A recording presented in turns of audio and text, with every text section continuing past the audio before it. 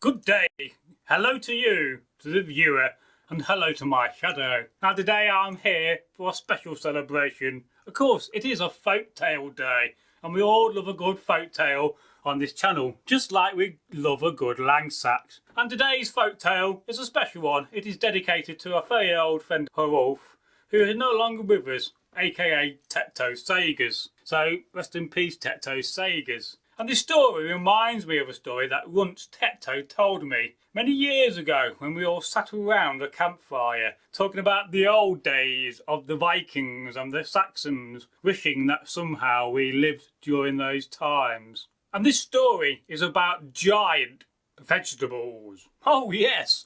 Now, for some reason, giant vegetable stories are very common throughout Europe, from Germany, Sweden, Norway, Estonia, Ireland, France, you name it. I bet most countries of Europe have a story about giant vegetables. And of course, our story is very relevant to the times of the Anglo-Saxons. Let's not forget the Angles and the Saxons, for this story is about giant onions. And of course, if you know anything about Anglo-Saxon riddles, oh yes, we do love a good riddle on this channel. Riddle? Oh yes, we do indeed. Can't even say it, let alone make one up right now. But, you know, onion is an answer to an Anglo-Saxon riddle. So, I do hope you like this story. Don't go. Yes, keep staying tuned, folks.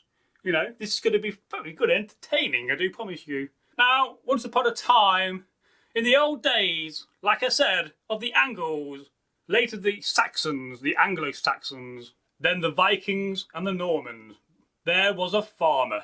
And of course, like all farmers, he had a family, he had a wife, as we would call in Anglo-Saxon a wife, and of course he had children. And of course, like all families in those days, he also had other relatives living there, like his brother, and some of his sisters lived there, and his mother was there, and his granddad, and uncles and aunts. And they all lived in a small community in a longhouse. In fact, there was a couple of longhouses and a few outbuildings. For after all, you need somewhere to go and forge, you need a wood shop, you need somewhere to store all your wood during winter so you can keep yourself nice and warm and don't freeze to death. You also need somewhere to store your food. So it's not just a case of building a longhouse, you have to build all the structures around it that are needed. And so, like all farmers, he developed the land around him. In fact, some people say that he was indeed one of the best farmers in the valley where he lived.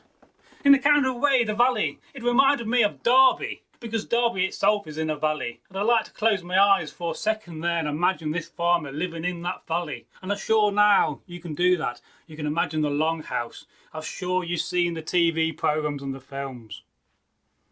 Take a minute to think about that. And so the farmer, oh yes, you know, what should we call him? I think we'll call him Njal, a brave man with a beard and a mighty warrior as well. And so, you know, now time went past as I think about what I'm going to say next. You do in these stories, you know, I'm not making it up. This is a true story recorded in the early 20th century, but dates much later back to the medieval times, the times which in this channel and you guys and girls like to think about, the medieval age. And so this farmer, you know, Njal, he grew crops. And of course, like all farmers, he had a neighbour. In fact, he had a few neighbours. But he had one particular neighbour. At first, they was very good friends. For time passed, seasons passed, they drank mead together. They fought battles, stood in the shield wall, side by side.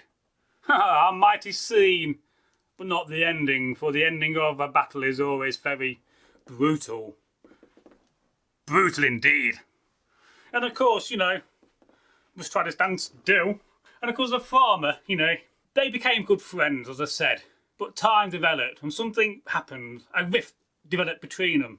One of the farmers became a bit jealous. So they got into a kind of a war. Not a war when it comes to weapons. I mean a war of trying to outdo each other.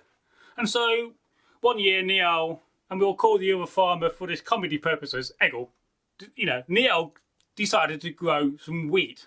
And so, you know, Egil, the other farmer, his ex-friend, he heard about this and he planted wheat too, thinking, if he's going to grow and plant wheat, I'm going to grow wheat too. And my wheat will be far better than Njal's wheat.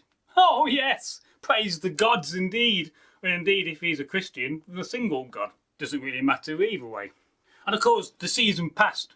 And Njal said, well, my crops are the best. And Egil says, oh no, my wheat is far better than your wheat. And of course they both argued and nobody could decide, and this became talk of the valley, talk of the villagers around. Everybody started laughing about these two farmers. Ah, have you heard about Njal and Egil having a contest over veg? No, tell me. Of course, go back to the beginning of the video, you'll hear it. And of course another season came. Now over winter, Njal thought, well, how am I going to do this year? Parsnips. He loves parsnips. And so he planted parsnips early winter. And of course, Egil, he got wind of this. Perhaps a raven landed on his shoulder and told him. Who knows? Was the All-Father looking down at this time? You tell me. Of course, ravens are everywhere, as well as crows. And so Egil heard about the parsnips and he planted parsnips. And it was a good spring and a good summer. And the parsnips both grew in its field. Now, it was time for harvesting the crop. And Njal said, my parsnips are far greater than yours, have grown deeper into the ground too with the roots. And Egil said, oh no, my parsnips are much bigger than yours. And they both argued over parsnips in the mead hall, and they both kept leaving each other bigger parsnips to try to outdo each other. And of course, these sort of things never really work out. And of course, another winter came. You got to put your crops away and get your meat in, as in your venison and your deer, and harvest your cow you got spare, and you dry that meat. And all winter you tell tales and you drink mead and beer. Sounds pleasant to me, and I'm sure you will agree. If you like the video and you like the idea of spending winter listening to folk tales in a Viking longhouse, endless tales of the gods, then thumbs up this video. And so, the next season came around, and Njal, as things always happen in threes in these stories, these tales, he decided to plant just 5 onions. And he kept this very secret. And he put an onion in each corner of the field and one in the centre. And he kept this to himself. In fact, he told a servant called Olaf, he said, I'm putting in carrots, or maybe I might be putting in turnips, or perhaps I might get some peas and grow some big beans. And of course, Egil never got wind. The other farmer did not get wind of what the other farmer was growing. So in the end he had to guess. He planted beans thinking that what the other farmer was growing. But of course the season passed. Winter went away and spring came and the onions started to grow. It was too late for Egil to respond. By now he had a field of turnips or a field of carrots. It was carrots. Or was it beans? It was beans. Oh yes. Beans are good for your heart, but beans make a good field full of veg. But indeed, Njal was clever, for the 5 onions in the corners of the field, and especially the one in the middle, had grown massive. In fact, the onion in the middle of the field had grown so big, it had pushed the other 4 onions in the corner of the field out.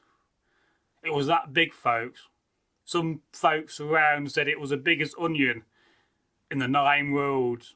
One man said, I want to move in and make a house. Njal refused. He said that will feed me and my family for years. Whether it's one of those old tales, a myth, who knows? But we do know people like to grow giant veg.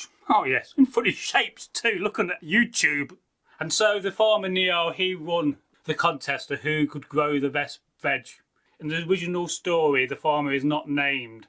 Often we do not have the names of these people in the folk tales. And that is a sad loss, because that is lost to history. Often they are farmers because, let's face it, most people had to farm to keep themselves in food.